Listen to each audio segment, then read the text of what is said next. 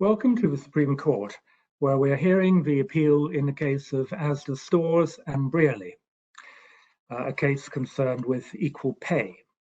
We're currently hearing submissions on behalf of Asda presented by Lord Panic, Queen's Counsel, and I'll invite Lord Panic now to resume his submissions. Thank you very much, my lord, my lords, my lady. Can I seek to approach Lord Legate's questioning before lunch from another angle? And the other angle is to go back, please, to the tribunal decision, the employment tribunal decision at MS page 263. And the court will recall that I had drawn attention to paragraph 31, that retail terms and conditions are specific to stores. In other words, they don't apply to depots. And I'd also, I think, drawn attention to paragraph 33, but I emphasize 33. Retail terms apply to all employees based in stores, subject to some variations. Their managerial roles, I think you've heard about pharmacists, but subject to some variations, all retail employees are on the same package of terms.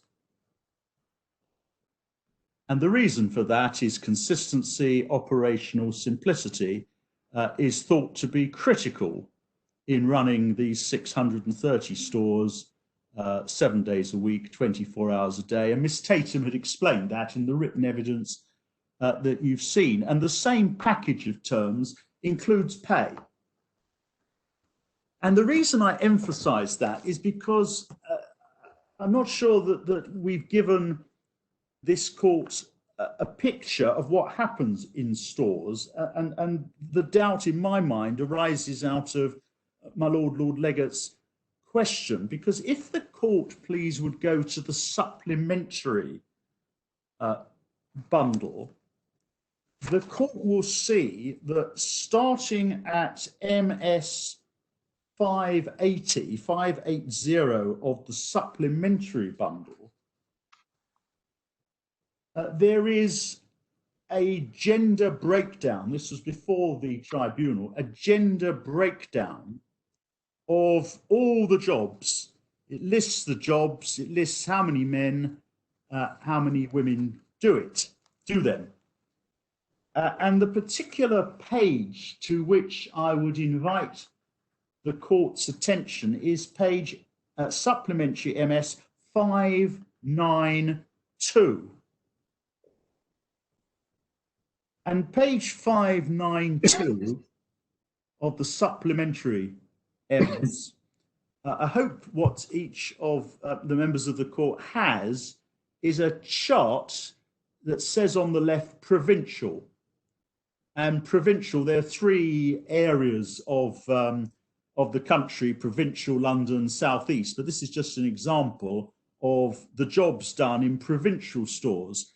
And if, please, the eye travels down on the left-hand column to the third provincial, and you read across, members of the court, you'll see shop floor assistant, services, zone, and then this word, warehouse. So there are people who work in the stores doing what are described as warehouse jobs. And if you go across, you see that there's a lot of them across the country, 630 stores, 1,458 people in that category. And you will see that the vast majority of them are men. In 2007, 6% were female, 2011, 5%, 2014, 4%. And what these people do, what these warehouse people do in the stores, is they unload the lorries and they stack them in the warehouse that serves the store. So they're part of the store operations. And most of them are men. and one of the lead claimants in this case, because the court will appreciate that notwithstanding these arguments about Section 1.6, this case is proceeding in the tribunal, and they've got to the stage where lead claimants and lead comparators have been identified so that the independent expert in due course can start looking at the jobs to assess whether they are work of equal value. And there are 16 lead claimants, and I'm told one of them is one of these warehouse operatives, female warehouse operatives. And my point is that those facts do demonstrate that there are people already in stores who are doing, quote, warehouse, unquote, work. I'm not suggesting, indeed it will be hotly disputed if and when we get to it, that they're doing work of equal value. My point is that they're doing some sort of warehouse job, as I say, unloading lorries and stacking the material that comes in. And the vast majority of them are men. And my point is that they are on the same terms and conditions, including pay, as all other store workers. And the point that I want to make to my Lord Legger is that it cannot be assumed without evidence that if, hypothetically, those who are now doing depot work in depots would be put into stores doing the depot work, that they would not be on the store terms and conditions that everybody else working in a store enjoys. One can't proceed on that basis in my submission. One's got to look for evidence to establish that the depot workers, if they were to be put into the stores, would receive their current rate of pay for the job that they do, notwithstanding that everybody else working in the stores, with very limited exceptions, as the tribunal says at paragraph 33, receives store terms and conditions. Now, how could, using the North hypothetical, how can the claimants prove on the balance of probabilities that the depot terms would still be enjoyed if the depot workers did their work in the stores?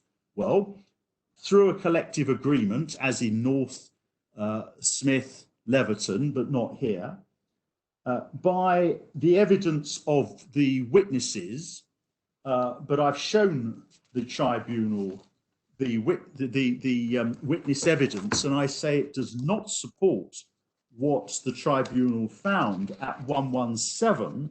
And indeed, there's a further reference in the tribunal decision, because the tribunal come back to this point, and they come back to it right at the end of their, well, not right at the end, near the end of their judgment. If I could invite the court, please, to go to MS 306.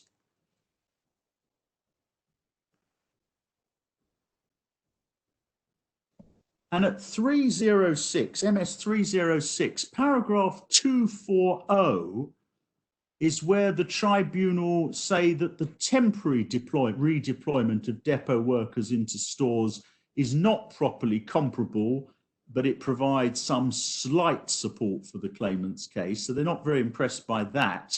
And then at 241, I'm sorry, and at the end of 240, the tribunal judge says, I do not consider that Mr. Short's attempt to construct a hypothetical depot in a retail car park is fatal to the claimant's argument. That's a strange way of putting it, but it's certainly not suggesting that the tribunal is relying on that in the claimant's favour.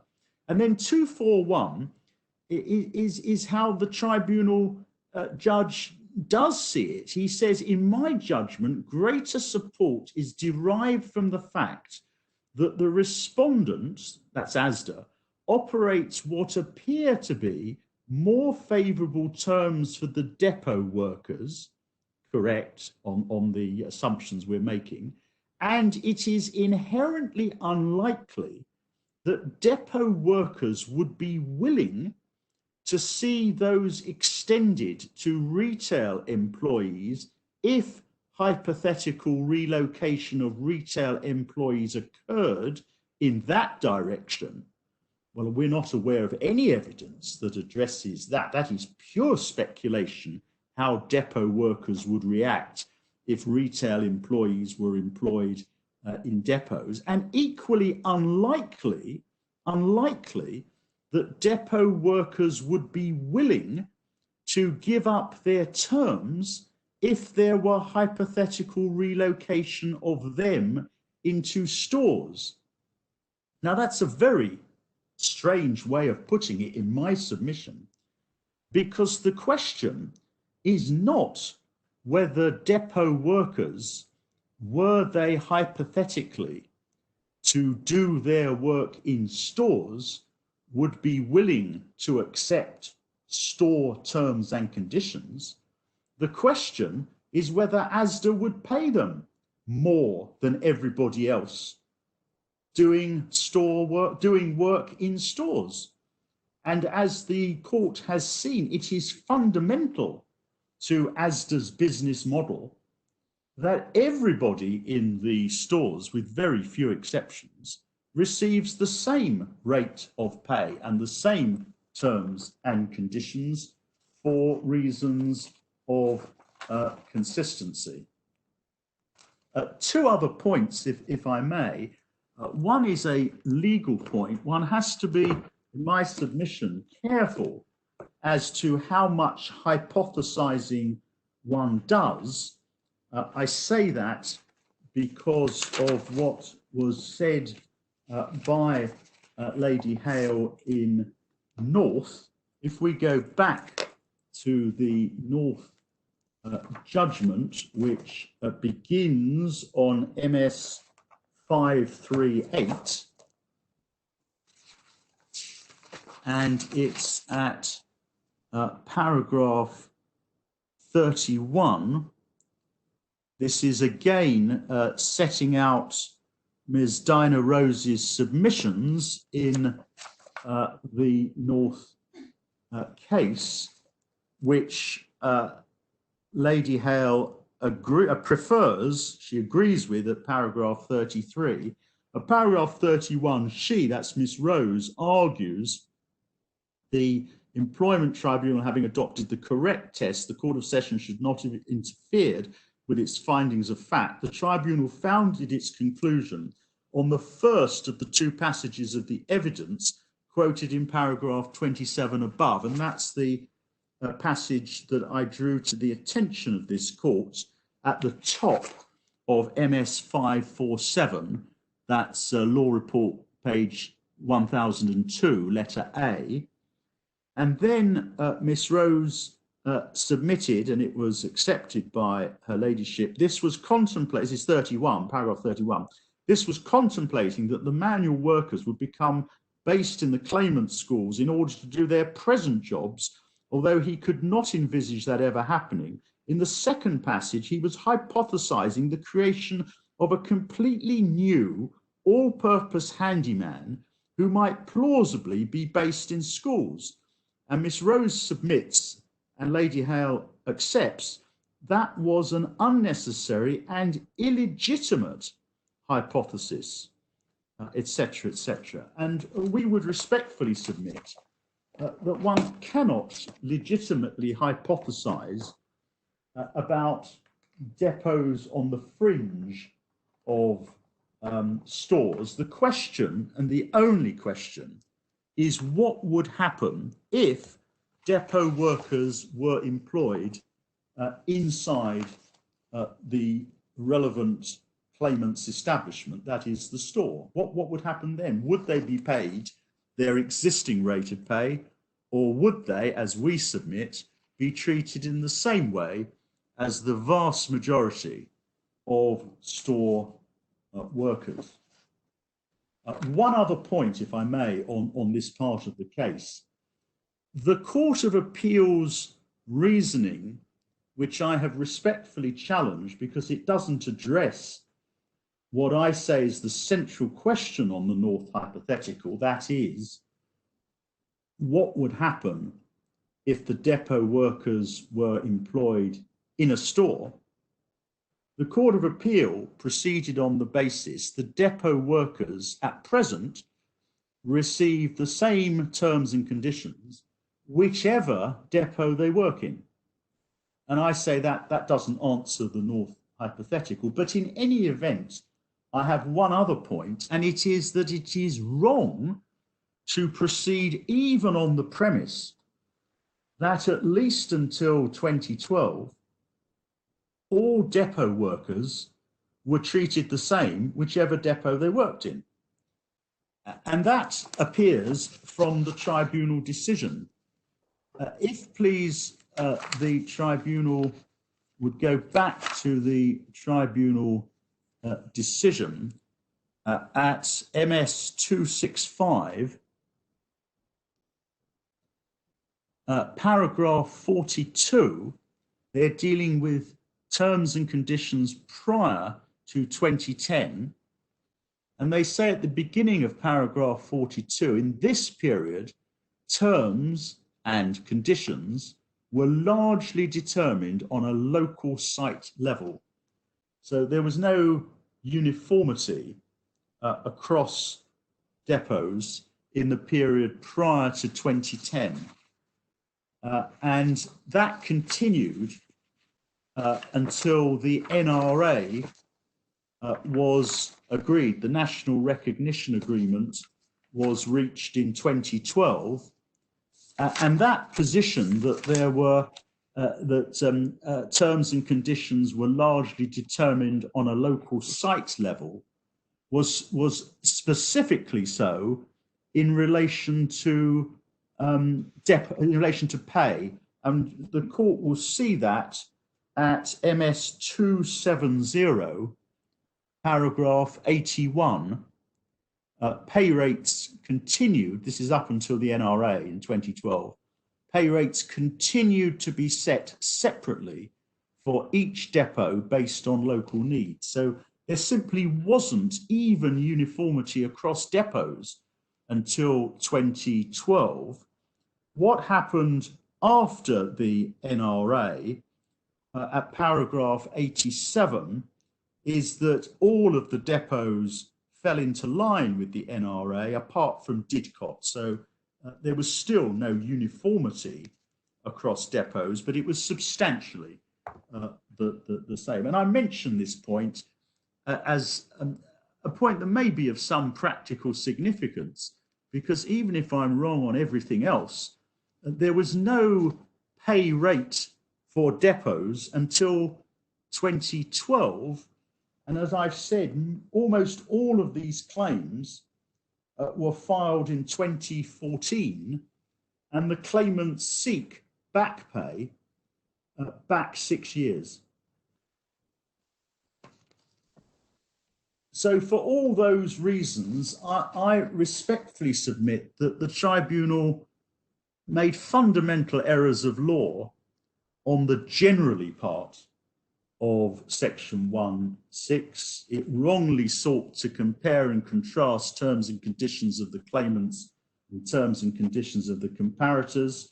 And even if that were the right approach, and it wasn't, they excluded all the terms that were different and of which complaint was made. And you can't have a comparison without looking at all of the terms. In relation to the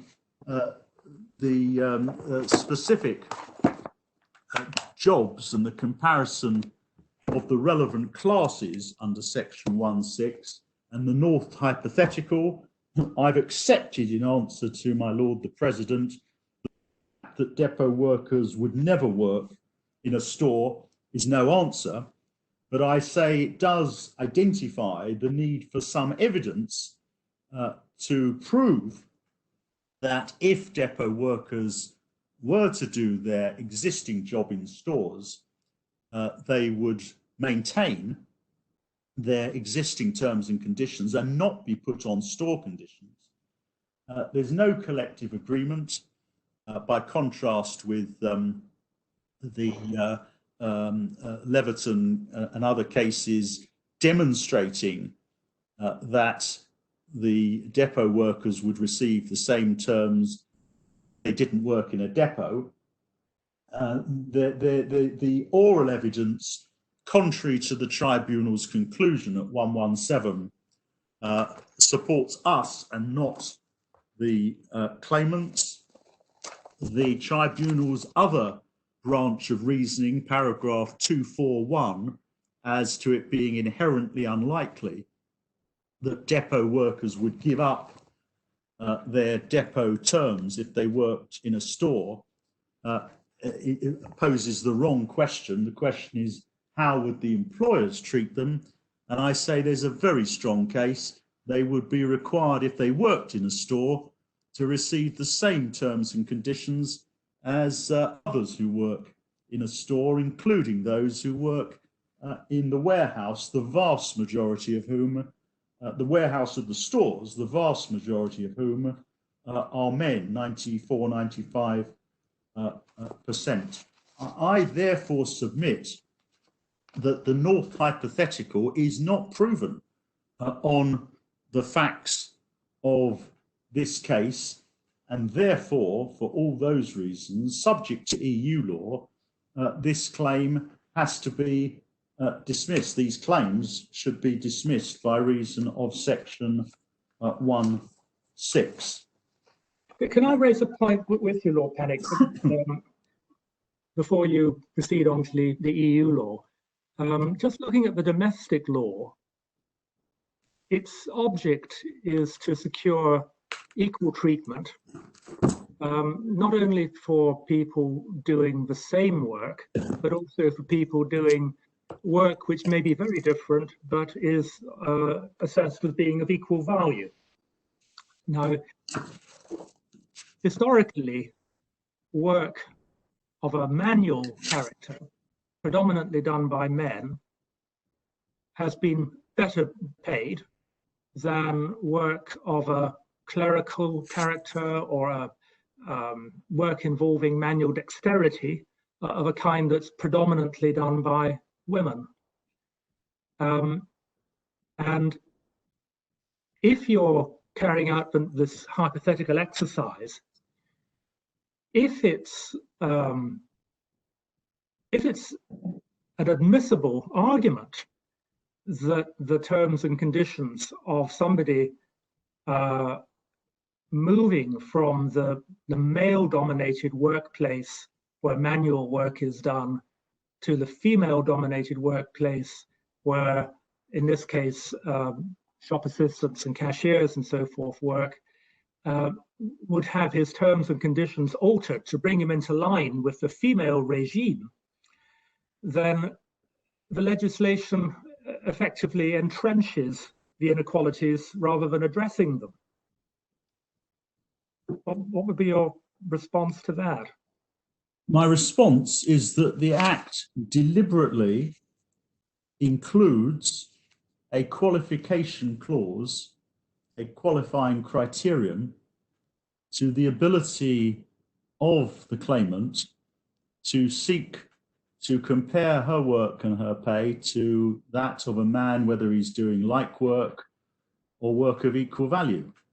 And what the legislation does not say is that the claimants can compare their work and their pay with that of a man employed by the same employer in the United Kingdom, wherever he works. What the legislation has done by section 1(6) is to impose a further criterion, even assuming that the female claimant is able to show, or we work on the assumption she has a strongly arguable case, it's work of equal value, and that the employer cannot establish the section 1(3) defence. Parliament has said there are limitations. You can only bring your claim across establishments in limited circumstances. Yes. It would then mean I mean, you may be right as a matter of construction of a legislation, but it would mean that it had failed to achieve its objective as well as it might have done, because the effect would be that there could well be situations where work of equal value was being done by men working at another establishment, but it was impossible for the woman to get over the threshold imposed by Section 1.6. Yes, well, I would put it this way, my lord. I would not accept that if we are right in our approach, the legislation had failed to achieve its objective. I would submit that the legislation properly understood had a more limited objective than that which your lordship is putting to me for the purpose of argument. And Parliament was recognising that it was desirable as a matter of social policy to allow women, because most of the claimants are women, to bring claims of equal value. But it was also recognising that there were inherent difficulties in allowing such claims to be brought across establishments. And the difficulties are either geographic, or they're historic, or they relate to different processes by which the pay and the other terms have been identified for those working in the different establishments. And I say Parliament, wisely or unwisely, but deliberately imposed this limitation. And it did not say you can bring your claim whenever you can identify a person of the opposite sex who is working for your employer in the United Kingdom, even at another establishment. There must be common terms and conditions, and we've seen what that means, across establishments.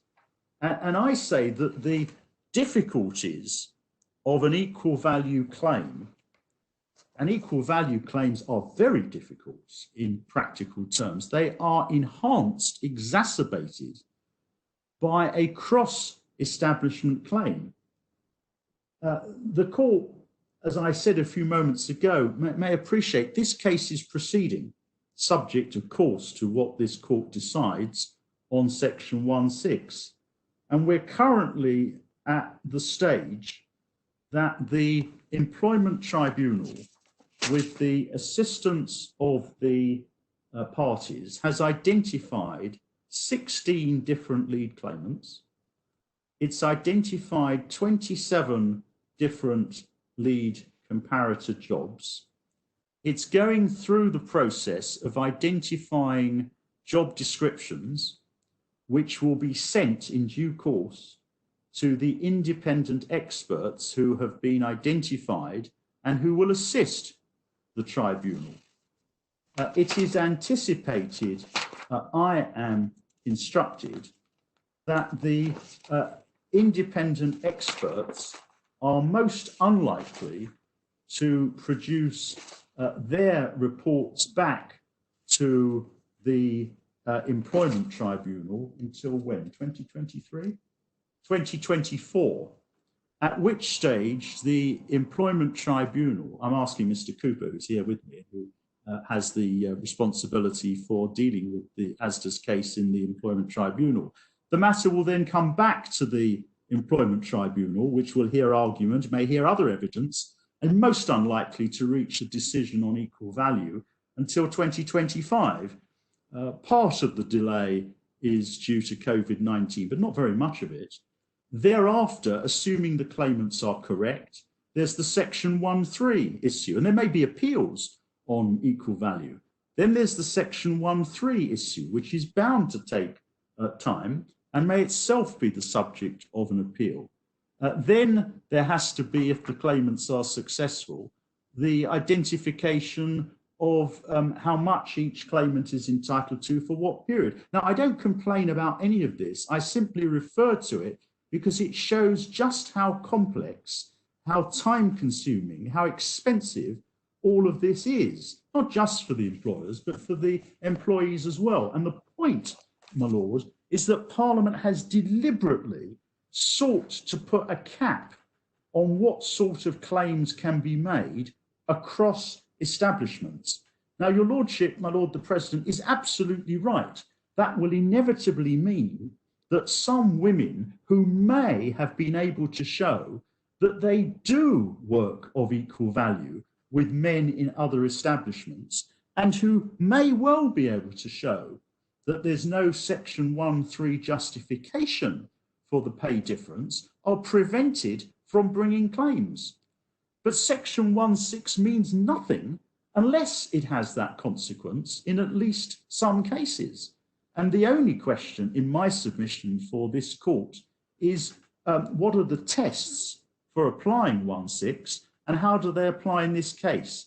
But I say it is quite elementary that at the very least, Parliament must have intended that by reason of Section 1(6), the equal pay legislation would not be comprehensive in the manner that your lordship put to me. That's my answer. Thank you. May I turn? I'm sorry, my Lord Leggatt has a question. I may just be asking you the question you've answered already in a different way, Lord Panic, but you want to make it an inherent part of what makes something a different establishment, not just where it's situated and its geography, but the kind of work that's done there. And once you start to do that and say, oh, well, stores are a different type of establishment than depots, and the question is, well, what would you be doing if you were doing your depot work in a store? Well, then you're bringing in considerations that do with the nature of the work into this test, and that's where it starts to defeat the purpose of the Act. Well, I understand your lordship's point, but it's good enough for my purposes that Section 1(6) is in issue, as it says, if the claimant is seeking to compare her work, her pay, with that of a man at a different establishment. And there's no dispute in this case that the claimants and the comparables are working at different establishments. Then the question is whether or not there are common terms and conditions. But it is inherent in the nature of the North hypothetical that one has to look at the work that is being done by the male comparable, because the question is whether if that work, not other work, but if that work were to be done at the claimant's establishment, the pay currently received for that work at the comparator's establishment would continue to apply, or whether that comparator would receive the pay that is enjoyed by others at the claimant's establishment. So I don't accept, my lord, the criticism that I'm building in the nature of the work. I'm simply seeking to apply faithfully, and I hope correctly, the North comparison. You asked the question, what does the comparator do? And the question is, how would he be treated in terms of general terms and pay if that work were to be carried out in the claimant's establishment? And that's what Baroness Hale emphasised in the North case. She made the point that you've got to look at what the comparator does. Yes, it's paragraph 30 of North, MS 548. MS 548, if I could invite the court please to go back to that once more. Paragraph 30, again, it's Miss Rose's submission, but it's accepted by Baroness Hale at paragraph 33, and it's 4 lines down in paragraph 30. The hypothesis is that the comparators are transferred, and it's in italics, to do their present jobs in a different location. That's the point, and that's the only relevance of their existing jobs. You are hypothesizing that it's that job that they do in the store. I've made my points as to why one cannot assume, it's not proven, that they would receive other than store terms and conditions, including pay, which others receive in stores.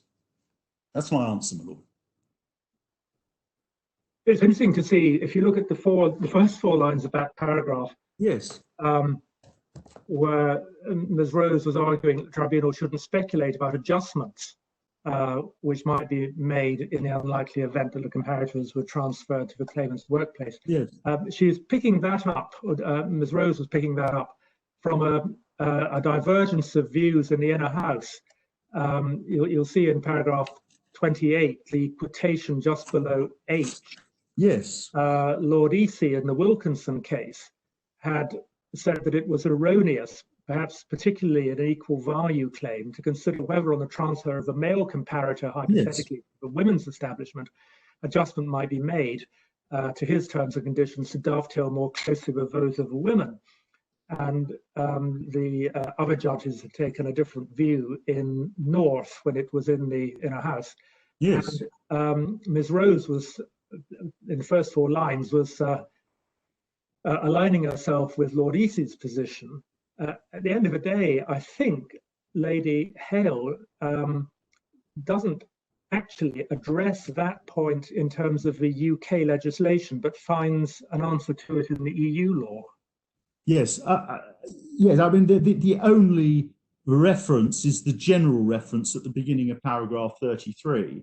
Yeah. If it matters, I am not arguing on behalf of Asda that what Miss Rose submitted and what Lord Easy found is incorrect. I'm content to live with that. The hypothesis is that the depot job, as done in the depots, is now done hypothetically in the store. Yeah.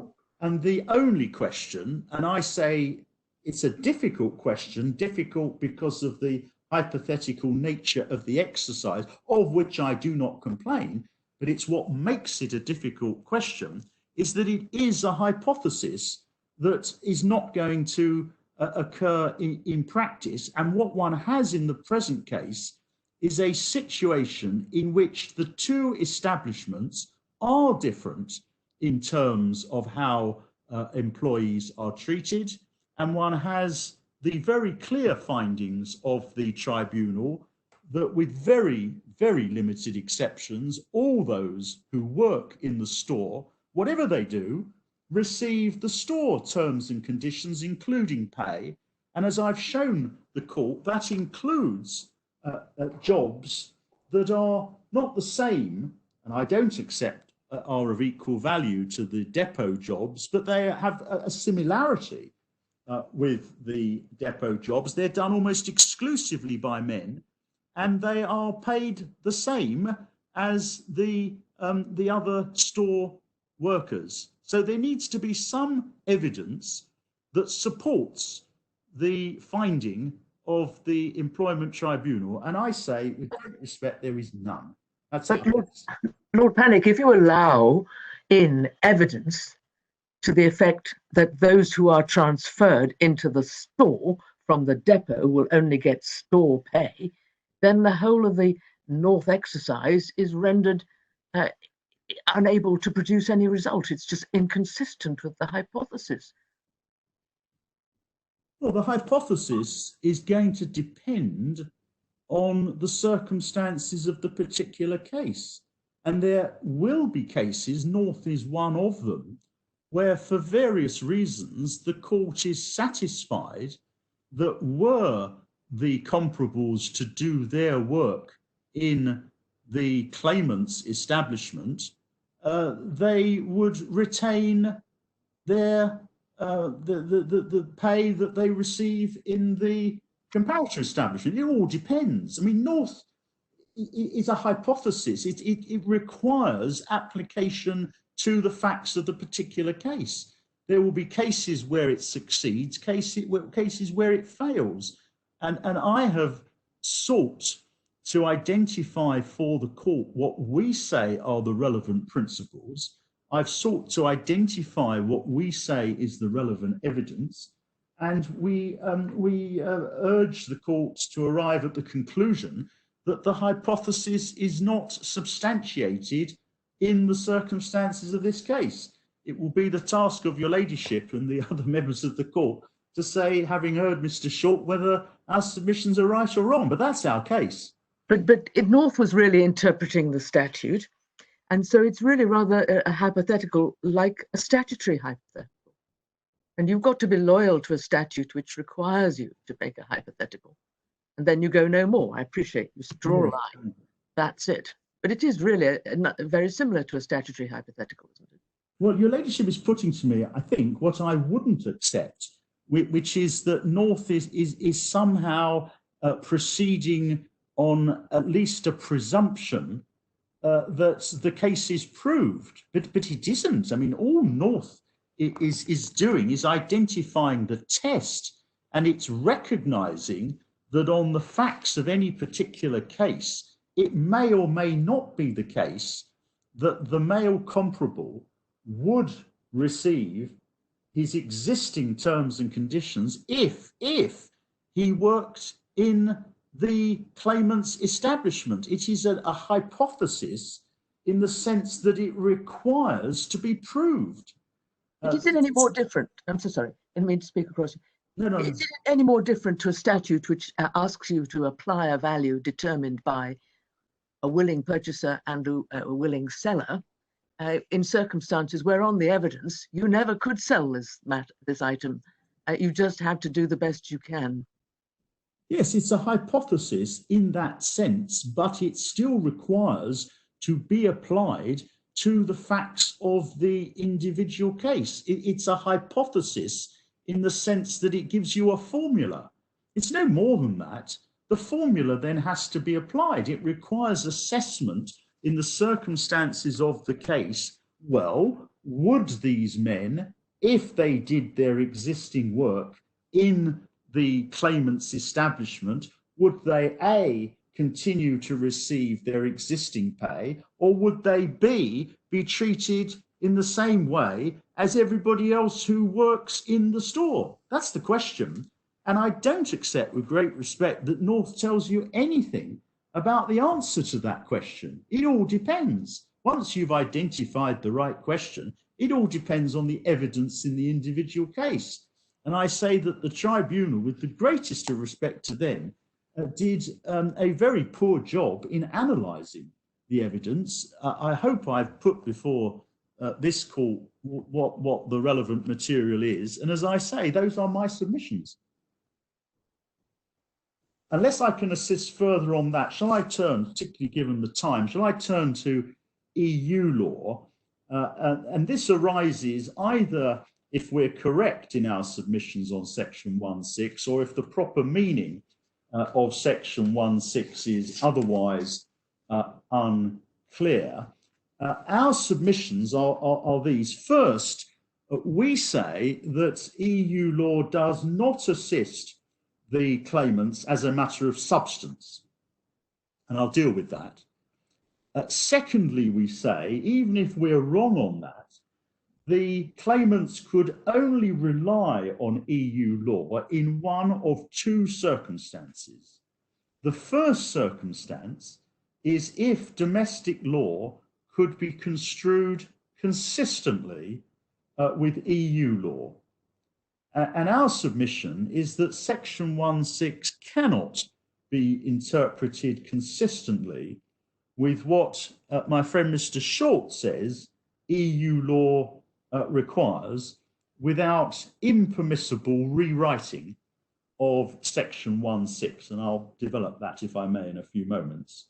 The other way in which EU law could be relied on is if the relevant EU law has direct effect. And that's a big question. It's a question pending before the Court of Justice in another case from this jurisdiction, from the Employment Tribunal in Watford. And there are divergent views in previous cases as to that issue. So can I deal with those matters in turn? The first is, what does EU law require in this context? There are two cases that the court may wish to be familiar with, if it's not already. The first of them is Dufresne, one of the celebrated cases brought by Ms. Dufresne, the air hostess comparing her work and her pay with that of male cabin stewards.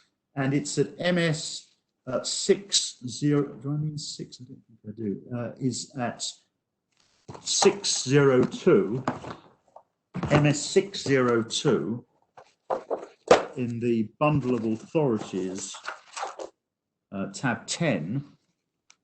And what the Court of Justice there did was to consider both the scope of Article 119 and direct effect, which I'm going to come on to. Can I invite the court to pick it up at MS 618, where paragraph 2, it identifies the facts. Mr. Friend was an air hostess. She complained that her male colleagues were paid more. They're cabin stewards. And at paragraph 3, the parties agree that the work of an air hostess is identical to that of a cabin steward. And in these circumstances, the existence of discrimination in pay to the detriment of the air hostess during the period in question is not disputed. So that was the context. The court deals with some matters at paragraphs 21 on page MS 620. And at paragraph 21, they say, among the forms of direct discrimination which may be identified solely by reference to the criteria laid down by Article 119, which then, of course, was the relevant provision, must be included in particular those which have their origin in legislative provisions or in collective labour agreements, and which may be detected on the basis of a purely legal analysis of the situation. And then over the page, this applies even more in cases where men and women receive unequal pay for equal work carried out in the same establishment or service, whether public or private. So that's perhaps slightly Delphically what the Court of Justice said in the earliest case. They certainly weren't saying that because you have the same employer, that's good enough. More specifically and more recently, there is the Lawrence case, which is MS 641 in 2002 in the Court of Justice. And that's a case where school cleaning and catering staff had previously been employed by their local authority. They were employed by the local authority before a competitive tendering exercise. And they're now employed by a private company as a result of competitive tendering. And the question before the Court of Justice was whether those employees now employed by a private company could compare their work and their pay with employees who are still employed by the local authority. That was the question. And the Court of Justice recognised at MS 657, which is paragraph 15, that there were special features of this case. They say at MS 657, paragraph 15, 3 features distinguish the present case. First, the persons whose pay is being compared work for different employers. That's to say, on the one hand, the counsel, on the other, the respondents. Secondly, the work which the applicants perform for those undertakings is identical to that which some of them perform for the council before the transfer of undertakings. And finally, the work has been recognised as being of equal value to that performed by the chosen comparators employed by the council and continues to be so recognised. I just picked that up, that sentence there, because it's relevant to the question my Lord the President was putting to me slightly earlier this is a case where there was work of equal value on the findings, and yet the claimants failed. And they failed because different employers. Paragraph 17, there is in this connection nothing in the wording of what by then had become Article 141 to suggest that the applicability of that provision is limited to situations in which men and women work for the same employer. The court has held that the principle established by the article may be invoked before national courts in cases of discrimination arising directly from legislative provisions or collective labour agreements, as well as cases in which work is carried out in the same establishment or service, whether private or public. And there's cases are cited. And at 18, however, whereas in the main proceedings here, the differences identified in the pay conditions of workers performing equal work or work of equal value cannot be attributed to a single source, there is nobody which is responsible for the inequality and which could restore equal treatment. Such a situation does not come within the scope of Article 141. The work and the pay of those workers cannot therefore be compared on the basis of that provision. In other words, even though you are doing work of equal value, you cannot bring your claim because you don't have the same employer, even though there were background circumstances that explained how they got to that position. So under EU law, there is a limit to an equal value claim in terms of its scope. And the question is how that is to be applied to the circumstances of the present case. Is there a single source when a single employer has different processes for determining the pay and conditions of different groups of workers? And there are two important judgments of the Court of Appeal which analyse how the Lawrence criterion should be applied. The first of them is the judgment of Lord Justice Mummery for the Court of Appeal in the Robertson case, and that one appears at MS 525, Department for the Environment, Food and Rural Affairs and Robertson. It's a judgment in 2005. And this was a case, my lords, my lady, where civil servants working in one government department claimed equal pay with civil servants working in other government departments. And the claimants, those claimants accepted that they could not satisfy Section 1, subsection 6, CMS 529 at paragraph 10, where Lord Justice Mummery records the applicants accept that although they have the same employer as the comparators, that's the Crown, they're not employed in the same employment, they do not work at the same establishment, and common terms and conditions of employment have not been observed in the two departments since the delegation of pay negotiations and settlements referred to later in the judgment. Cross-departmental comparison is accordingly unavailable under the 1970 Act.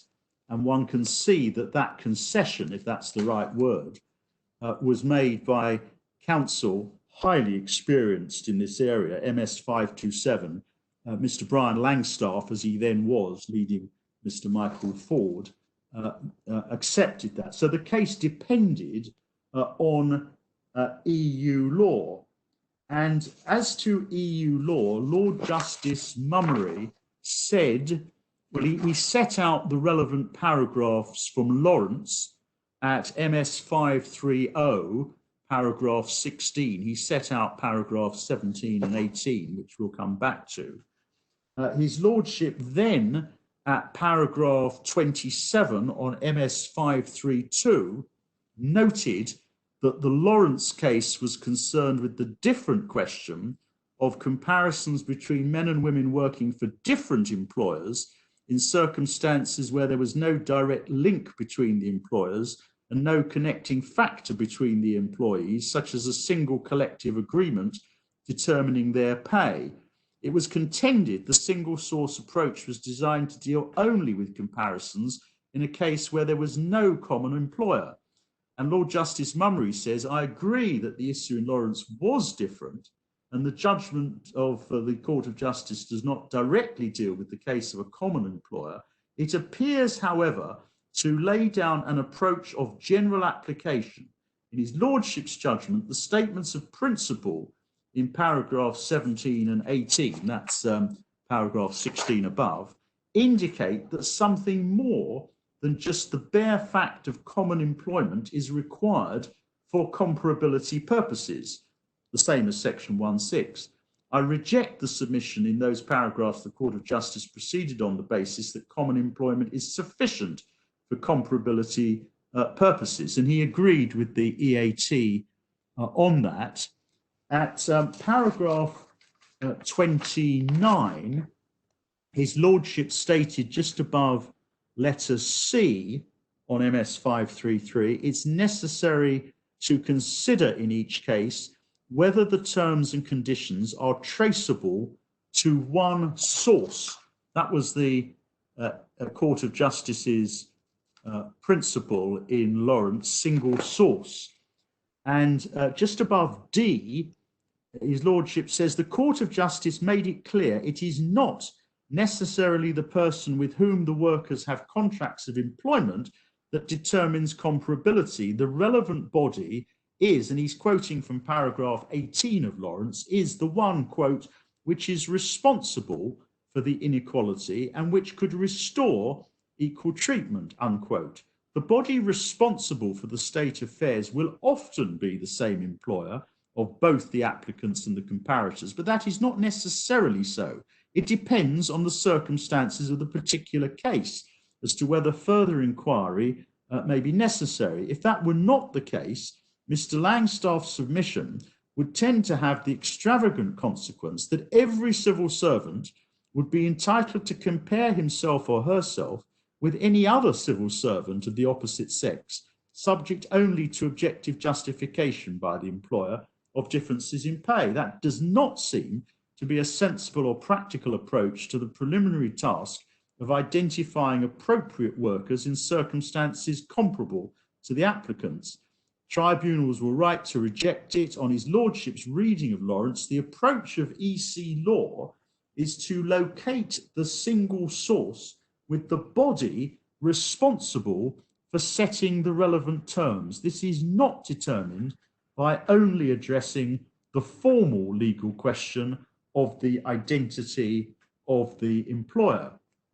We respectfully agree. He then says, paragraph 30, it was submitted by Mr. Langstaff that the ET was legally correct in holding that the Crown, as well as being the employer, is the single source referred to in Lawrence. The Crown is the body responsible for the unequal pay between the applicants and the comparators. It is the source of the pay. It's the body that can restore equal pay. And at 31, his Lordship says the general proposition certainly has considerable force. Almost by definition, the employer is, via the contract of service, in control of the employee and the terms and conditions, including pay, on which he's employed. The individual departments have delegated discretion, exercisable in day-to-day decision-making, but control is ultimately, over the page MS 534, ultimately with the Crown as employer. Departmentalisation of pay negotiations and settlements has not diminished that central control. It's made no difference as the applicants and the comparators in the departments continue to have the same employer. The Crown is the paymaster, the single source of power over pay, with the ability to use that control to create inequality and to restore equality. Responsibility rests with the holder of that controlling power. The departmental discretions do not constitute a barrier to pay comparisons in the application of the principle of equal pay. Unequal pay requires objective justification.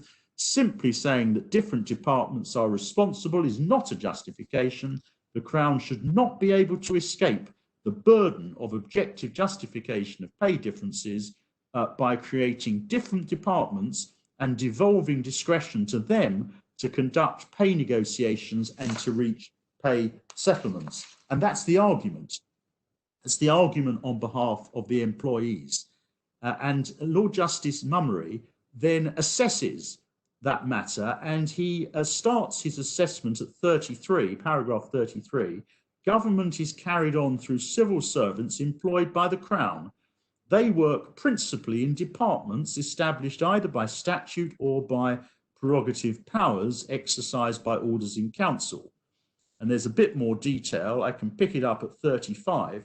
The power to negotiate and set most aspects of pay of civil servants employed by DEFRA was delegated by an order in council.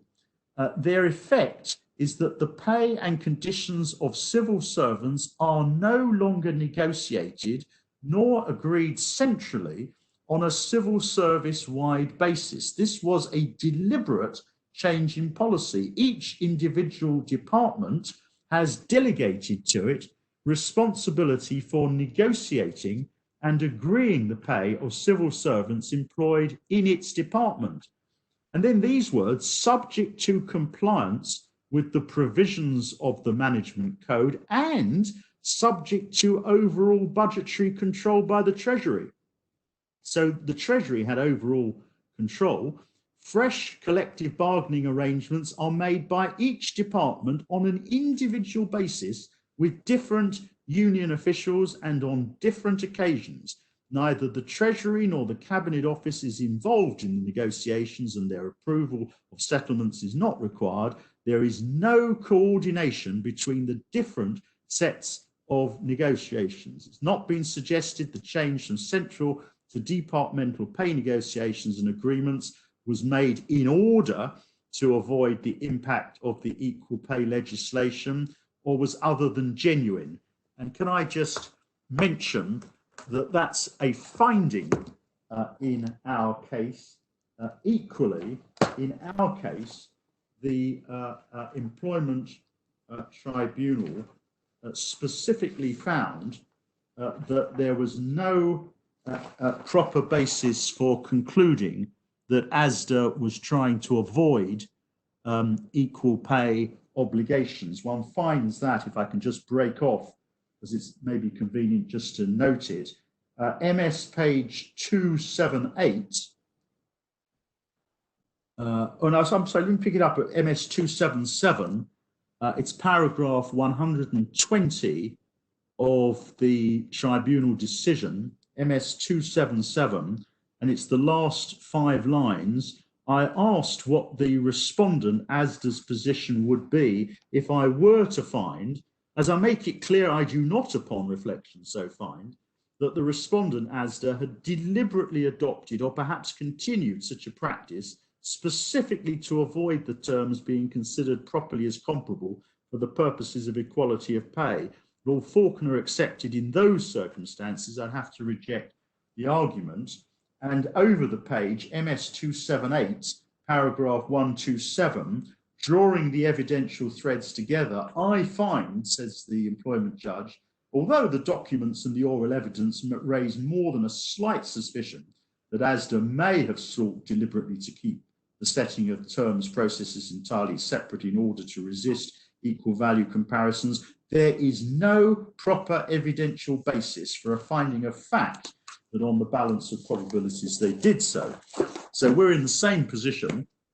Going back to Lord Justice Mummery at MS 535, appreciating as I do how difficult it is to have 2 pages open at the same time, but MS 535, I was just above letter C, departments have actively used their discretion to introduce pay systems and negotiate pay settlements that best suit their particular needs.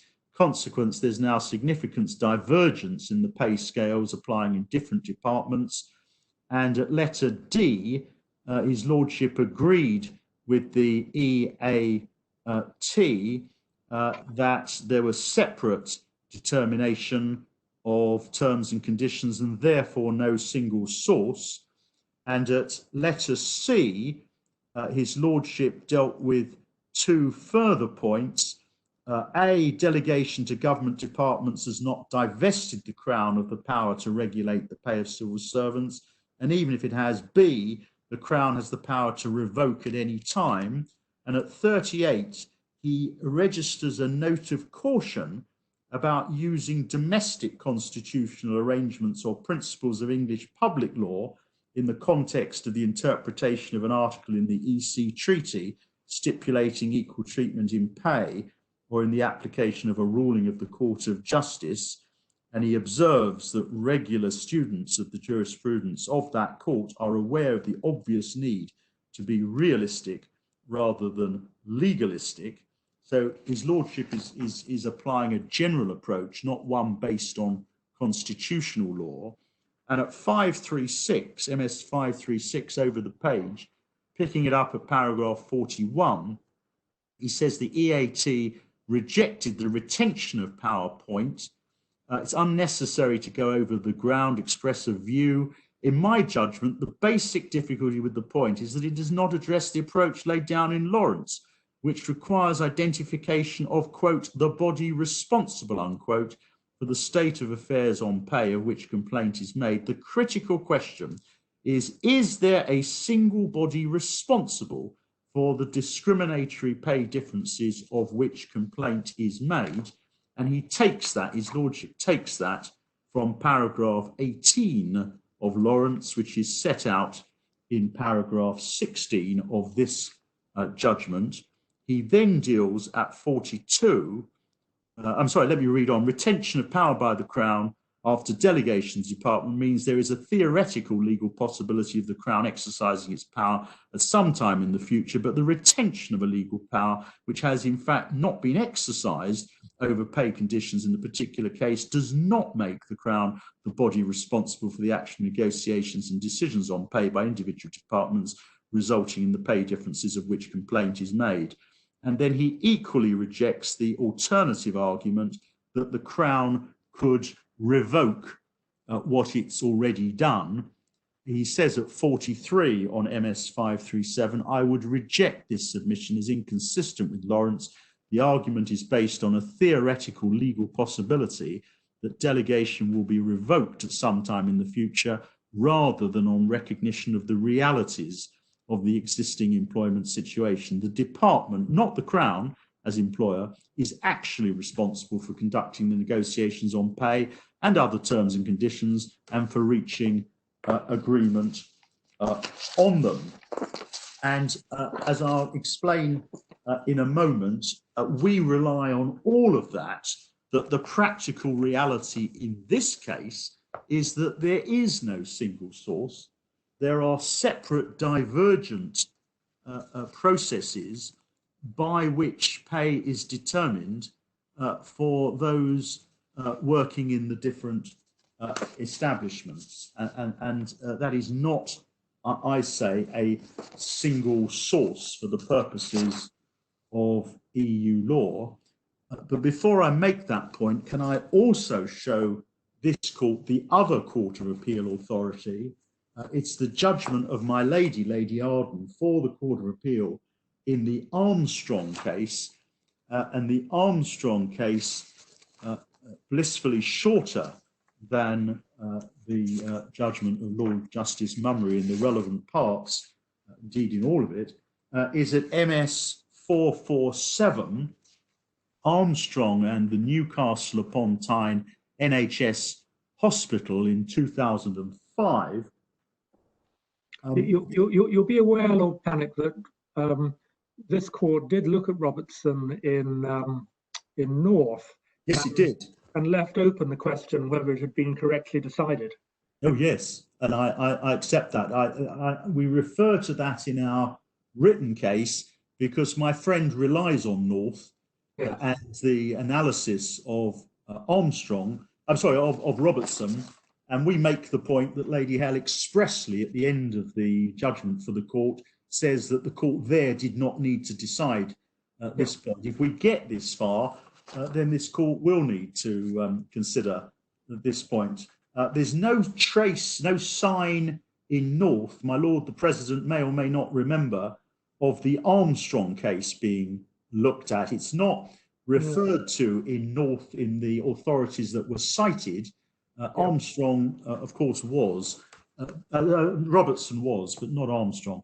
This case, Armstrong, similar case, what one has here is a group of female ancillary workers who are employed in hospitals, and they were seeking to compare their work and pay with male workers employed as porters at one of the hospitals, the RVI, the Royal Victoria Infirmary.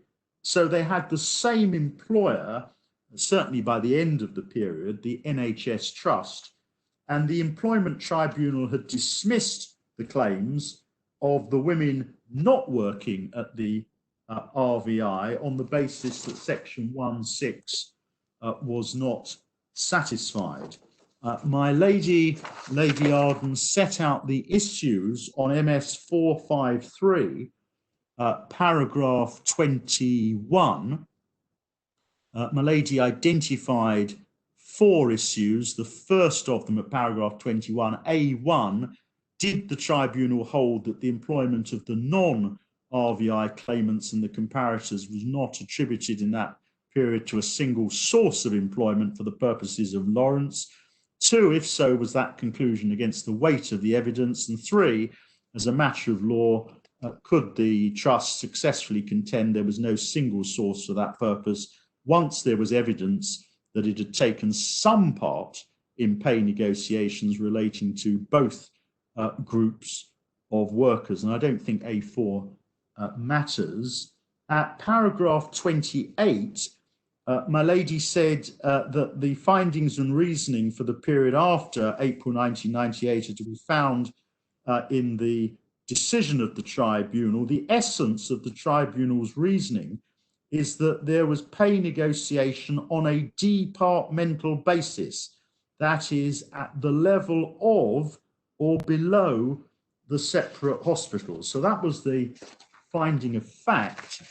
And over the page, 454, paragraph 30, your ladyship said, I now turn to the third issue, a question of law, as to the application of the single source concept. Unlike the situation in Robertson, this is not a case where there was no involvement whatever by the employer in the negotiation of terms and conditions at a departmental level. But in your ladyship's judgment, the Robertson case does not right line test of that kind. The question is always whether the trust, the employer, was responsible for setting the terms of employment of employees whose employment began before April 1998. Therefore, the tribunal had to evaluate all the relevant evidence and see which side of the line the case fell. I do not, your ladyship said, accept the approach that because there was some evidence of harmonisation of the terms and conditions, the tribunal could only properly conclude that the respondent had assumed responsibility for the terms and conditions of all the employees for the purposes of the Robertson test. So I say that those cases, Robertson and Armstrong, conclude that the single source principle of EU law takes account of the practical reality of who in fact sets the pay. The focus, as often in EU law, is on theory, and therefore the involvement of the same employer is not of itself determinative there can be cases, Robertson and Armstrong are two of them, where there is no single source for EU law purposes, even though claimant and comparator have the same employer, even though that employer has the power to set the terms of employment for everyone, but where that employer has allowed for pay and other terms for distinct groups to be determined in practice through separate arrangements. That's our submission as to law. As I've said, I accept it would be different if this is a put-up job, if the employer is seeking to avoid or evade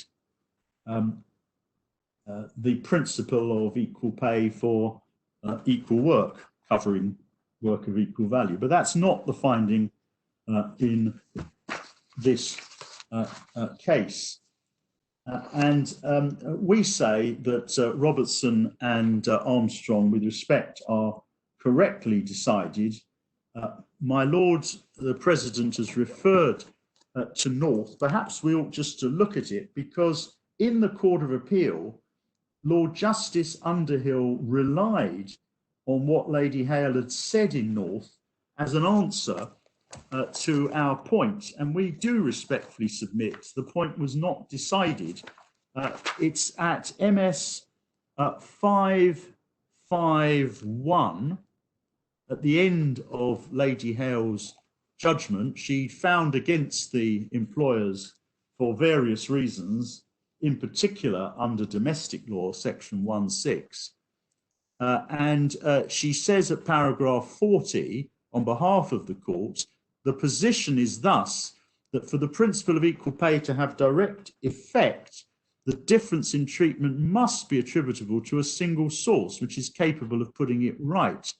As it happens, the researchers of counsel have discovered no case in the Court of Justice in which the principle of equal pay has not been applied between men and women who work for the same employer. Well, that's because the point has never arisen. However, in Robertson, the Court of Appeal held that the terms and conditions of civil servants working in different government departments were not attributable to a single source for the purpose of the article.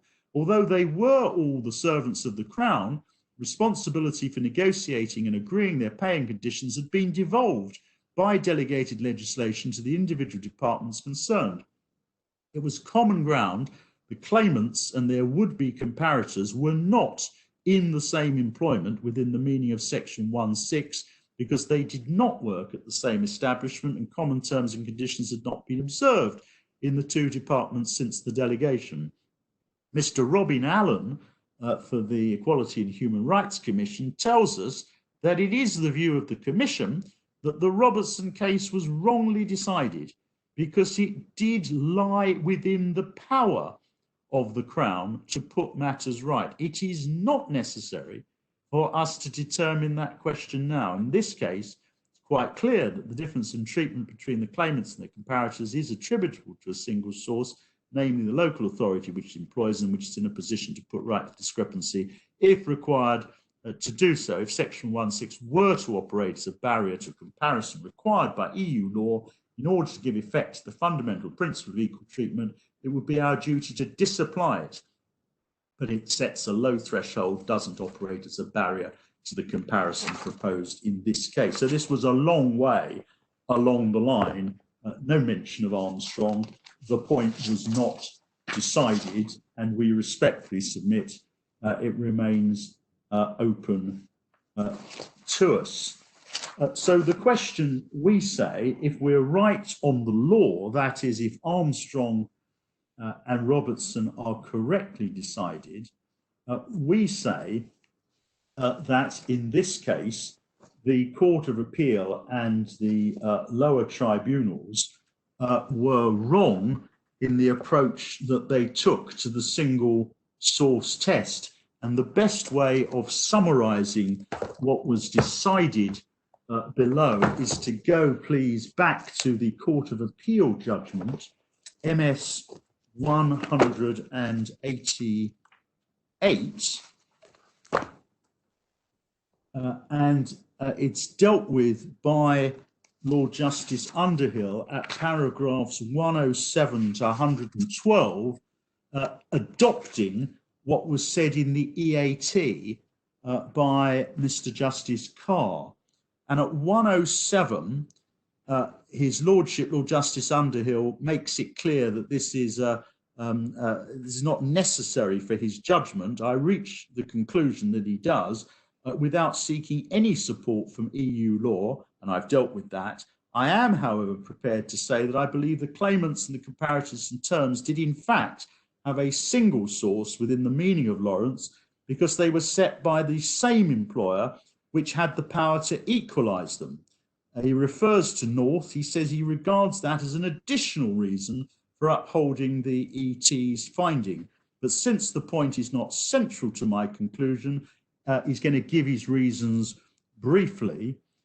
And he sets out the case for Asda, which emphasises that pay and terms were determined by different processes by different people.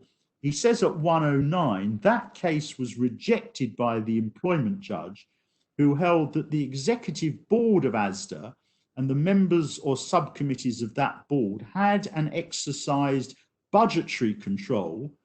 And I interposed there, the court will remember in Robertson, the Treasury had overall control of budgets. Nothing could be agreed without the agreement of the Treasury, and oversight over both distribution and retail at all material times.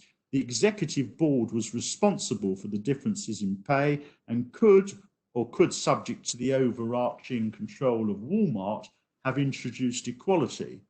And he observed that the devolution of responsibility in Robertson was wholly different because, as he said, it was a public law matter. Mr.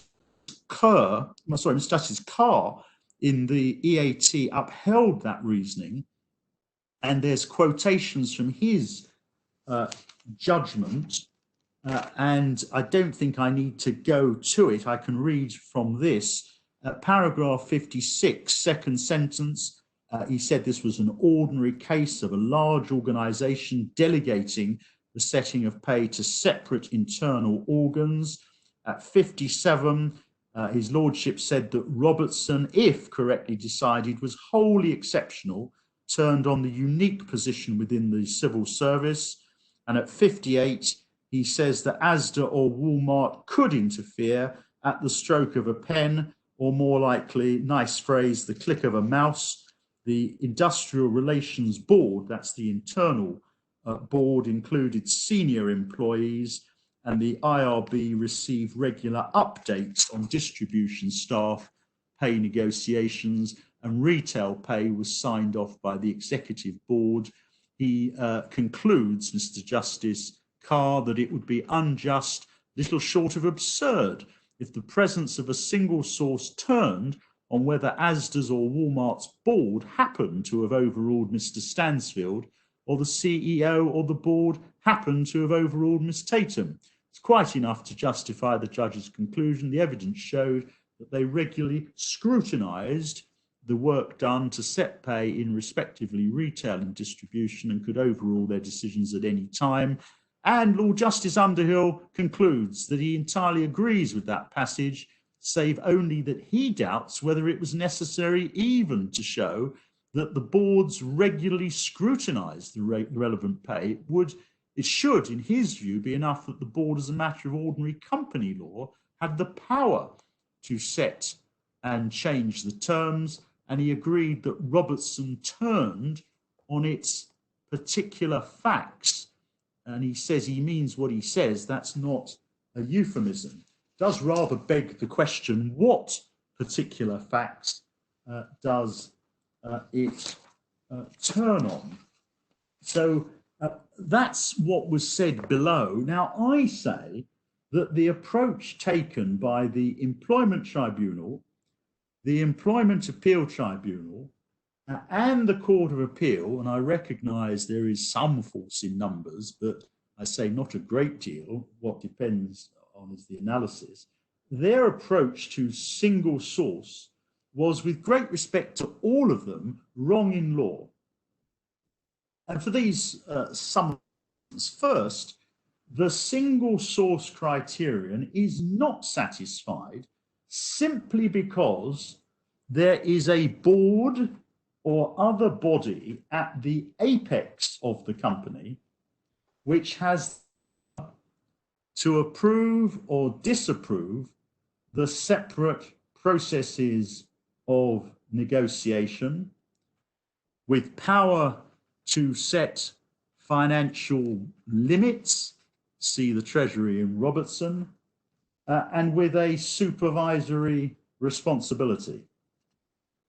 I say that if the different terms and conditions are in practice set by different processes within the company, then the single source criterion is, or at the very least may, not be established. And that, in my submission, was the approach taken by the Court of Appeal in both Robertson and Armstrong. Neither of those judgments, of course, is binding on this court, but I do submit they are highly persuasive, and I submit they are correct in law.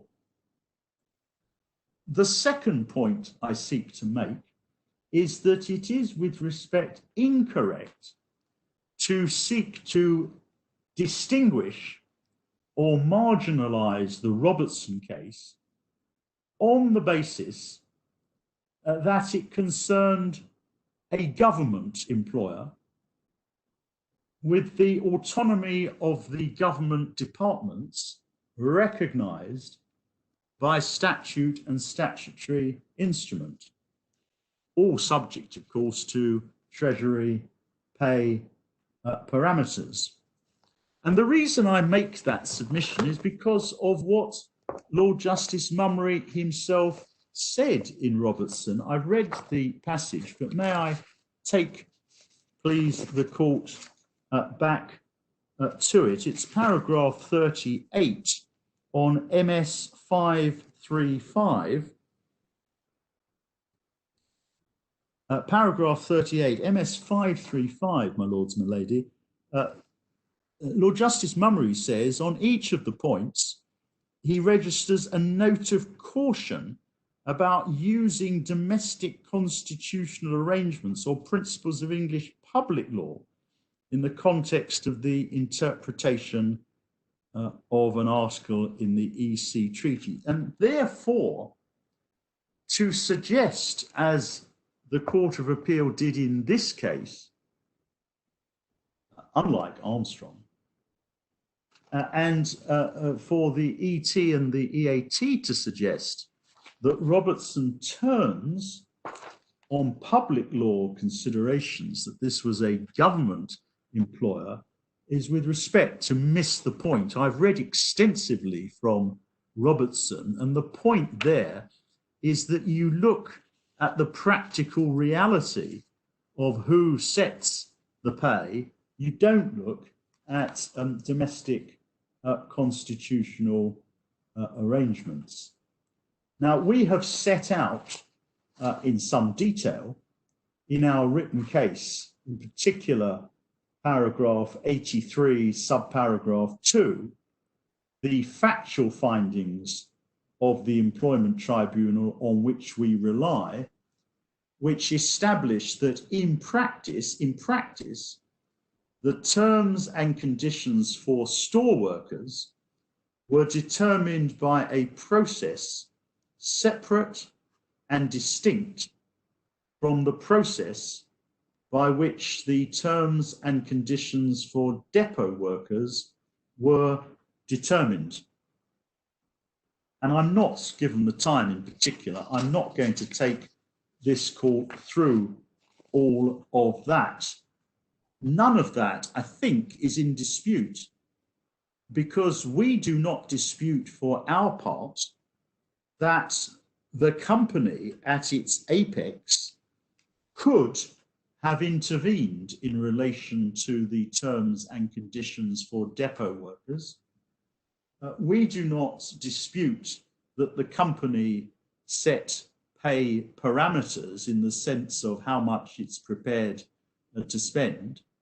What we rely upon is that in practice, the negotiation of terms and conditions for depot workers was, in practical terms, delegated to Mr. Stansfield, who had the carriage of the negotiations and the determination of what was agreed with the trade union.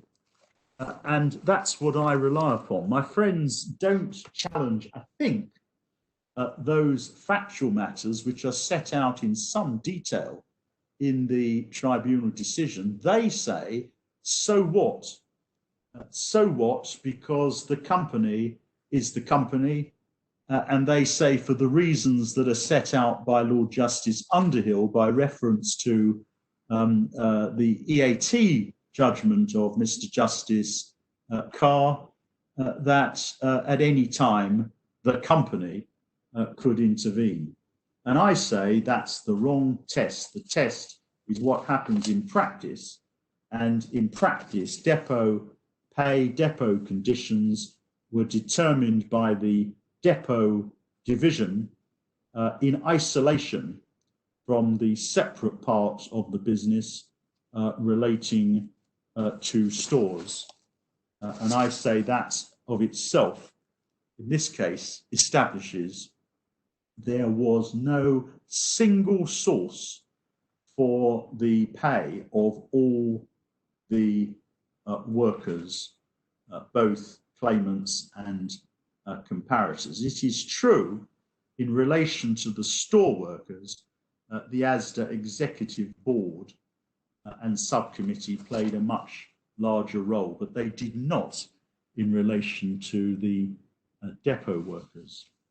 So we rely on Armstrong, we rely on Robertson for our proposition that applying the Lawrence principle and looking at the practical reality, there was here no single source. And if we are correct on that point, then there's no breach of EU law, no question of conflict.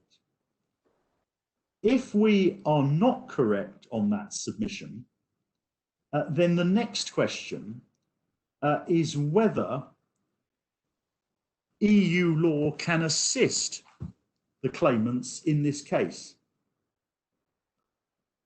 So we're now working on the assumption that EU law is against us.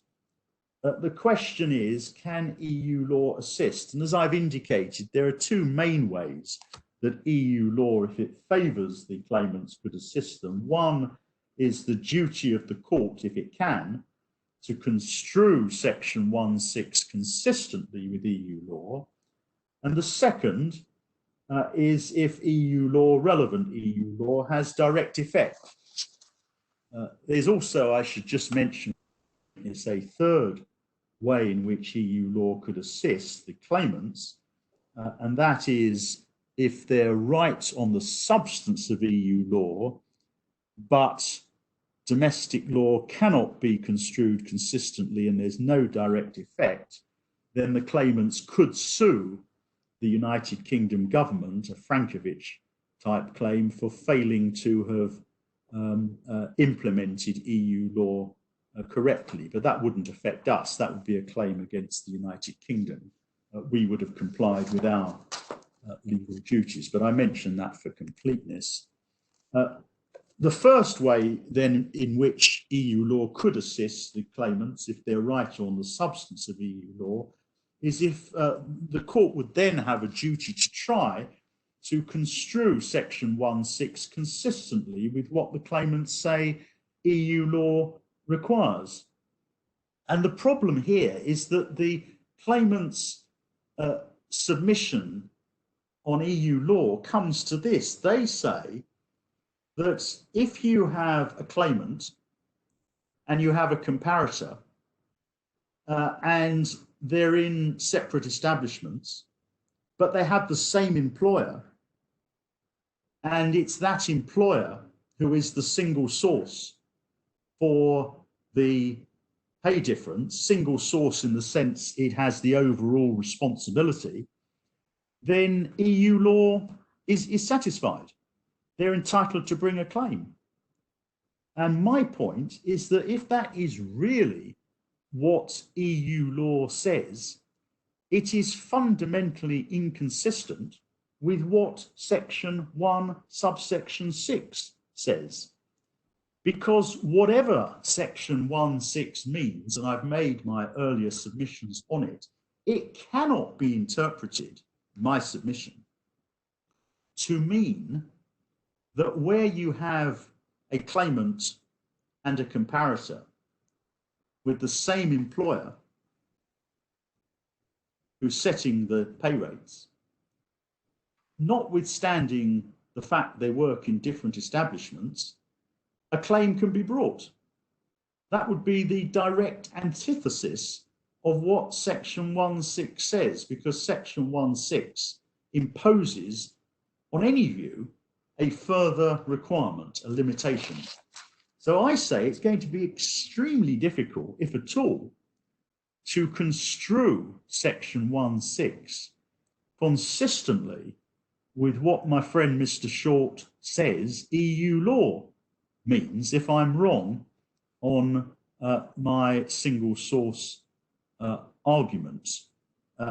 He is effectively, I say respectfully, but he is effectively inviting the court to construe away Section 1.6, which, for the reasons I have sought to advance, Parliament thought was an important limitation on the ability of the claimant to bring an equal value claim. The limits of the court's power to interpret domestic legislation to ensure consistency with applicable EU law, the limits are well known to this court. They're set out most helpfully. I'm sure this court has seen them many times, but it might just be helpful once more to look at Vodafone, which is in the supplementary authorities. It's main MS 1031. If the court would just look at that, MS 1031, this is the judgment of Sir Andrew Morritt for the Court of Appeal, which has been approved at least twice in this court. I'll give the court the references in a moment. But if the court turns to Vodafone MS 1031, I won't take time reading the headnote. The relevant passage begins at MS 1044, my lords, and it's paragraph 37 in his lordship's judgment for the Court of Appeal. His lordship at 37 refers to a number of reported cases, and then he sets out principles at letter D, which the which those cases illustrate, and he's referring to the submissions of HMRC. They were submissions CMS 1034 of Mr. David Anderson, and there was no dispute. The taxpayer was represented by Mr. Ian Glick, so very experienced counsel in this field. At page 1044, letter D, the principles are, and I won't read all of this, but at E, we have principle A, the court is not constrained by conventional rules of construction. B, it does not require ambiguity in the legislative language. C, it's not an exercise in semantics or linguistics. D, it permits departure from the strict and literal application of the words which the legislature has elected to use. E, it permits the implication of words necessary to comply with community law obligations, and F, the precise form of the words to be implied does not matter. So a very broad power of so-called interpretation. But at paragraph 38, counsel for HMRC went on to point out, again without dissent from counsel for the taxpayer, the only constraints on the broad and far-reaching nature of the interpretive obligation are that A, the meaning should, quote, go with the grain of the legislation and be compatible with the underlying thrust of the legislation being construed. And over the page at 1045, second line, an interpretation should not be adopted which is inconsistent with a fundamental or cardinal feature of the legislation, since this would cross the boundary between interpretation and amendment, and that's what we rely upon. And B, the exercise of the interpretative obligation cannot require the courts to make decisions for which they're not equipped, or give rise to important practical repercussions which the court is not equipped to evaluate. And I rely on that as well. And those principles were referred to with approval in this court, and I'll just give the references if I may. Swift and Robertson, Lord Kerr for the court, MS 979 to 980, and United States and Nolan, Lord Mance for this court, MS 1001. My case is that even if my friend were correct that single source means the same employer, and that's good enough, that would be fundamentally inconsistent with section 1.6, which plainly on any view requires a further criterion cases where the claimant and the comparator are employed in different establishments. You can't just interpret section 1.6 away, which is what this would amount to. That would breach Parliament's requirements that there is a further criterion, and I therefore do not accept with respect that my friend's approach to single source could be achieved by interpretation of section 1.6. Finally, subject of course to any points the court has for me, no direct effect is my submission. The other route relied on by the claimants is direct effect. And in the Court of Appeal in this case, if your lordships would go, and your ladyship would please go back to MS 190. This is the end of the judgment of Lord Justice Underhill. He has a heading just above paragraph 114, direct effect. And his lordship says at 191, paragraph 115, that it's not necessary for us to decide this issue in order to determine the appeal. On balance, his lordship prefers not to do so.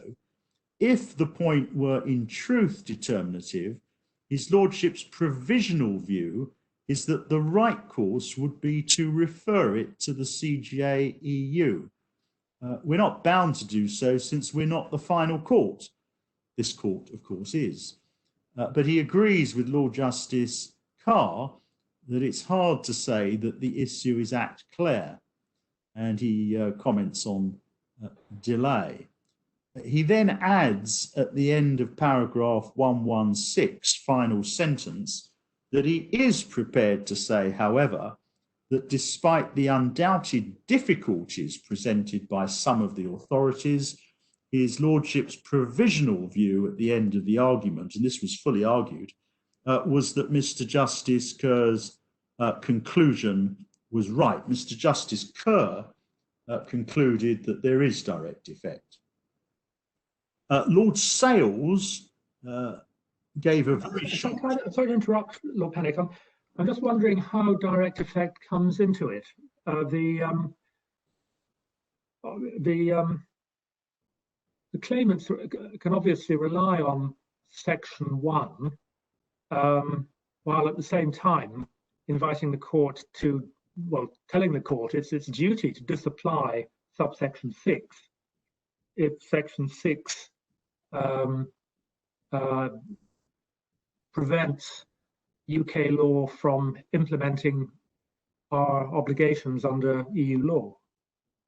Well, it comes into play only if, first of all, your lordships and your ladyship are persuaded that we are right on Section 1.6, or at least there's some ambiguity about Section 1.6, yeah, and that the claimants are right on the substance of EU law, and that I am not correct in the submission I just made to the court, which is that in those circumstances, it would not be possible for the court exercising its interpretative obligation to construe and apply Section 1.6 consistent with what EU law demands on this hypothesis. Yeah. But if it can't malice its way to compliance with EU law, don't we simply disapply Section 1.6? Only if there is direct effect. Well, does that follow? Yes, because if there is no third way by which the claimants can succeed on EU law. They either succeed on EU law by means of construction of domestic legislation read with EU law, or they have to show that this is a part of EU law which has effect directly in domestic courts. If it doesn't have direct effect, this court has no duty, indeed to the contrary, to disapply what Parliament has legislated. This court, with greatest respect, cannot, my submission, cannot disapply a provision of a statute which is enacted by Parliament because it conflicts with EU law unless that EU law has direct effect. And the concept of direct effect means has effect in domestic courts and tribunals. If it doesn't have direct effect, it's a very interesting piece of European law that operates at the European level, but not in our courts and tribunals. That's what direct effect means in my submission. And that's why the courts below focused on direct effect. They all agreed. And I say they were right to agree. Indeed, I don't think, Mr. Cooper will tell me to the contrary, I don't think there was an argument below at any stage that if my friend is right on the substance, my friend Mr. Short is right on the substance of EU law, he can rely on it unless either through the interpretative obligation or through direct effect. And Mr. Cooper is nodding vigorously. And that must be right. EU law has no general application in our courts. This, your lordship puts to me a rather basic constitution. Well, I know, but it's an interesting question. I mean, we have an EU principle of equal treatment, which undoubtedly has direct effect insofar as it's to do with people doing the same work. And but the treaty requires member states to implement that principle in greater detail in relation to matters like equal value. And Section 1 of the 1970 Act is designed to do that. Yeah. Now, if it fails to do it as thoroughly as EU law requires, because of the effect of subsection 6, yes, then the question I'm asking is, does the court's duty to give effect to EU law require it then to to ignore subsection 6 so that the remainder of the section accurately implements EU law? To which my answer is a very direct answer, no. That either the court does not ignore EU law, but it asks two questions. It asks question number one, assuming that EU law is in favour of my friends, I make that assumption for the purposes of this argument. The court asks question number one, can it construe what Parliament has enacted in order to avoid an unfortunate divergence between our law, our domestic law, and EU law? And the court will do all it can to avoid such a divergence. But there are limits. That's my submission. And secondly, B, the court will recognise that there are circumstances where the court will directly apply EU law, displacing to the extent necessary national law, if it's a barrier. But that depends on the concept of direct effect. Otherwise, direct effect would be meaningless. One wouldn't need to worry about... Well, am I talking about direct effect rather than direct applicability? Yes, we're talking about direct effect. So you say that EU law has to directly confer an enforceable right on the claimant before the claimant can invite the court to disapply subsection 6. And there's a very good reason for that, my lord. And the reason is that this court is a court of law. It only applies what it is obliged or empowered to apply. Yes, yes. And if one has a piece of EU law, which as a matter of EU law is not directly effective in national courts and tribunals, then this court would not apply it. That's the principle. It is an element of EU law which EU law itself recognises does not bite on national courts and tribunals as itself imposing a direct obligation to implement it, notwithstanding whatever national law may say. And if the position were different in my submission, one wouldn't ever need to worry about direct effect. One would always say, here is EU law, it imposes obligation X. The national court wants to ensure consistency with EU law as a matter of substance, so we'll disapply national law. But there are limits, and direct effect is the institutional tool that establishes that limit. And that's why, particularly in the area of equal pay, there are so many cases that have addressed this question. One wouldn't need this question unless the national court only applies EU law if there is an interpretative obligation to do so, or there is effect. I was just showing, and I haven't got much more, I was just showing the court what Lord Sales said at MS 191, paragraph 118, where his lordship was more doubtful than Lord Justice Underhill that the equal value limb does have direct effect, but he agrees that it's not at clear either way, and Lord Justice Peter Jackson, to like effect, agreed that it's not at clear.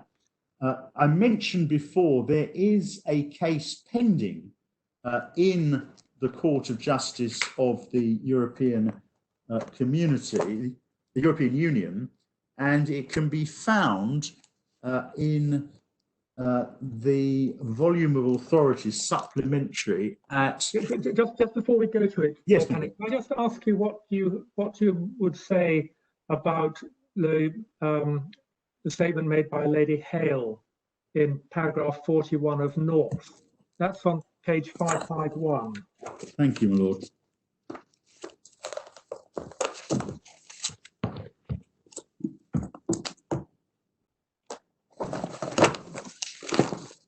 Paragraph 41. 41, the second last sentence. If section 1.6 were to operate as a barrier to a comparison which was required by EU law in order to give effect to the fundamental principle of equal treatment, it would be our duty to disapply it. Well, I would respectfully take issue with her ladyship if by that she meant doing more than applying the interpretative obligation or applying direct effect. And the limited nature of that sentence is, in my submission, the consequence of this being a matter that the court, as her ladyship says, was not determining. This is very much a final line, and it needs, in my respectful submission, further analysis. Right. Well, your lordship laughs, but it is a fact that this was dealt with in relation to a point that her ladyship is not deciding. I mean, she's not deciding the point. She says so expressly, and she's then making, in my submission, a broad statement, which is undoubtedly correct, subject to the limitations that I suggest, which I submit are basic limitations in this area. I draw to your lordship's attention what is currently before the Court of Justice. Yes, thank you. Tab 38.1. I hope the court has a 38.1. It's MS 1320.1, which is a strange MS number, but I hope that's what the court has. 1320.1.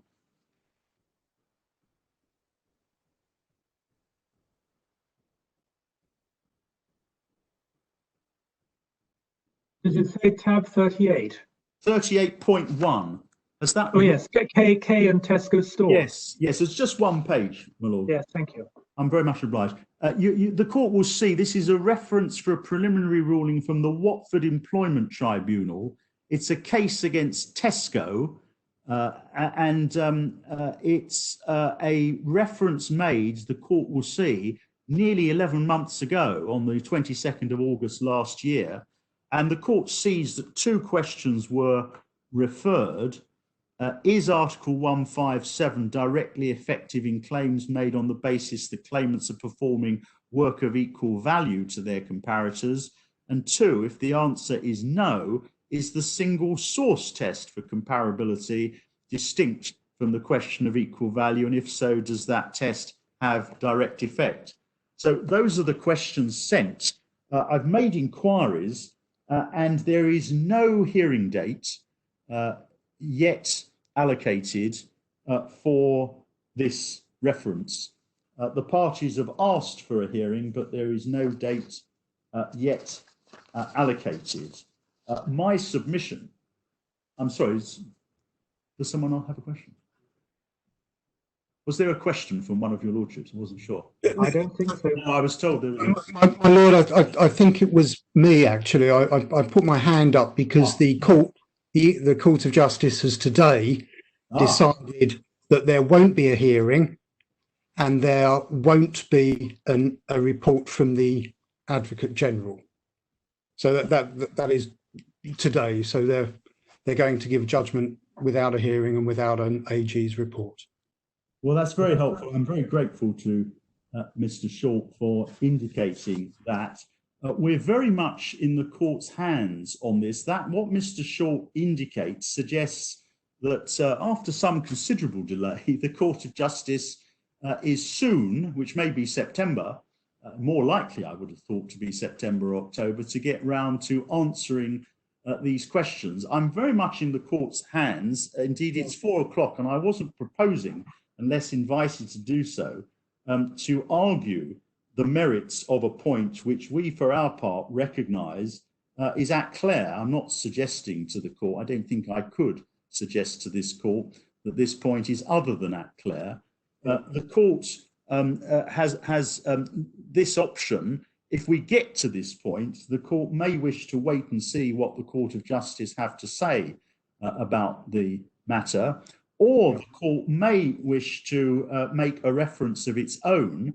The reason for that is that we would then have a voice before the Court of Justice. The court may know there is no procedure by which one can intervene in a reference involving other parties. And if this court were to make a reference, we at least in the next month would have the opportunity to make submissions. But as you say, the implication of not ordering, not obtaining a report from the Advocate General is that they obviously do regard the point as already covered by their existing case law. Well, they may or may not. Well, I think under the rules of the court, I think the condition of under the rules of not obtaining a report from the Advocate General is that the case has to be one the answer to which is already covered by their case law. I mean, off the cuff. I'm sure your lordship is right. I can't. In 5 minutes, we could find the answer precisely. Well, maybe we can look at that. We'll look at that certainly overnight. But I mean, this position, this court will learn the answer to this question within a couple of months, and I would respectfully suggest that no useful purpose would be served, even if we get to this point from this court hearing competing arguments on it. Can I look overnight just to check? I'm sure your lordship is right. If that's not the case, then it may be that I wish to pursue an application. I've made the point already, but formally pursue an application for a reference so we can be heard by the Court of Justice. But we are in this difficult position. But that's the position in relation to direct effect. My Lord, I don't think there's anything else, unless I'm told by Mr. Cooper, that I want to say, and I've run out of time, and I'm very grateful for the court's patience. If there are other matters the court would like me to deal with, I'm very happy to do so, to try to do so. Well, perhaps we can adjourn at this point, and if there are matters that occur to you overnight, we can hear you very briefly on them first thing tomorrow morning. I'm very grateful, Lord.